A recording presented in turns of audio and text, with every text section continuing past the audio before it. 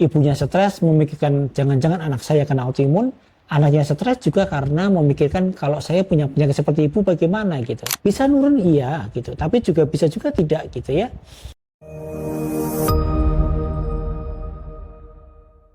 Assalamualaikum warahmatullahi wabarakatuh.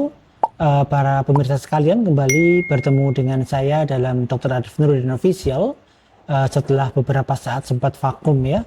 Baik, kembali kita menjawab beberapa pertanyaan dari pemirsa. Ini ada pertanyaan, dokter, saya penderita autoimun SLE dan polimiositis, dan saat ini saya punya anak perempuan, apakah mungkin anak saya tertular atau tidak, dan bagaimana cara mencegah biar dia tidak tertular penyakit autoimun. Ini pertanyaan yang sangat sering sekali ditanyakan ya. Saya sampaikan bahwa penyakit autoimun itu bersifat genetik ya. Artinya memang sudah dari sejak dalam kandungan sudah membawa penyakit ini. Ada masalah kelainan pada genetika, yaitu pada HLA-DR ya terutama, maka itu akan menyebabkan terjadinya sistem imun kita tidak bisa mengenali tubuh kita sendiri. Maka terbentuklah autotoxic antibody yang itu akan menyerang kepada tubuh kita secara utuh gitu. Apakah penyakit ini menular atau tidak? Maka di dalam banyak jurnal disebutkan mungkin akan menurun sekitar 20-25%.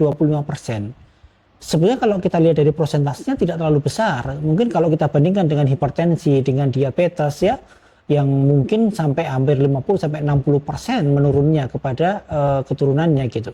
Maka ini tidak terlalu besar sesungguhnya gitu. Hampir sama dengan penyakit-penyakit yang lain yang bukan autoimun gitu. Maka saya kira tidak perlu terlalu khawatir sekali terhadap nurun kepada anak. Bisa nurun iya gitu, tapi juga bisa juga tidak gitu ya. Dan yang paling penting bagaimana cara kita mengatasi, mencegah biar dia tidak menurun pada si anak gitu. Maka yang pertama, usahakan sejak kecil si anak sudah memiliki budaya menjaga pola makan dan pola hidup yang baik. Tidak dibebani anak dengan pikiran-pikiran yang berat, stresor yang tinggi ya, target-target dalam sekolah yang sangat berat sehingga menyebabkan anak menjadi stres. Maka ini tentu akan memicu munculnya autoimun lebih awal gitu. Ini yang paling penting gitu ya. Dan kita lihat saat ini memang banyak sekali tugas-tugas di sekolah anak-anak yang sangat berat ya.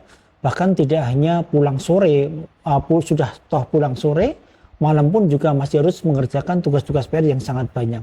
Maka ini tentu akan mencetuskan autoimun sejak awal gitu. Kemudian yang kedua adalah faktor makanan. Jangan biasakan anak-anak makan makanan junk food ataupun fast food. Ini sangat penting sekali gitu. Kenapa? Karena pola makan saat ini anak-anak sudah kebanyakan kalau nggak pakai yang junk food, yang fast food, maka dia tidak mau makan gitu. Maka ini jadi masalah gitu. Misalnya dengan sosis yang sudah jadi misalnya, atau dengan makanan-makanan yang ada banyak zat pengawetnya, zat perasa yang sangat tinggi, misalnya zat pewarna yang sangat banyak misalnya. Maka ini akan mencetuskan autoimun. Maka ini makanan yang tidak sehat gitu. Maka sebaiknya masak sendiri, minimalkan dengan zat-zat bumbu-bumbu yang mengandung banyak zat pengawet dan seterusnya.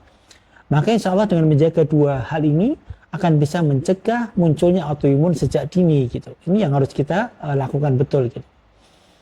Kemudian bagaimana juga jika si anak sudah mulai timbul gejala, mungkin nyeri pada persendian yang kemudian hilang dalam waktu sesaat, nanti muncul lagi misalnya. Maka boleh dilakukan pemeriksaan ya, dengan anaprofil, ANAIF misalnya.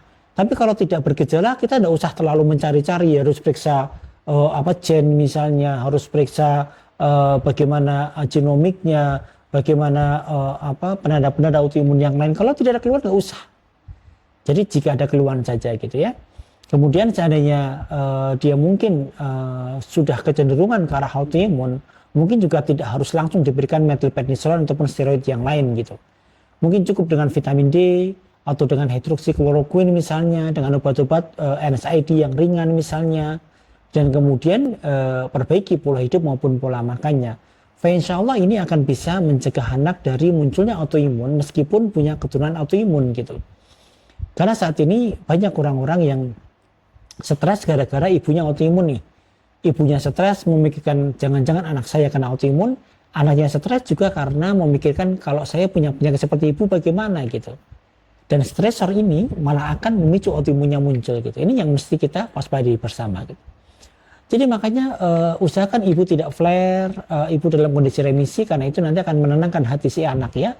Kemudian buat nasihatkan kepada anak agar arahkan anak untuk merubah pola hidup dan pola makan dengan pola makan yang baik, yang sehat gitu ya.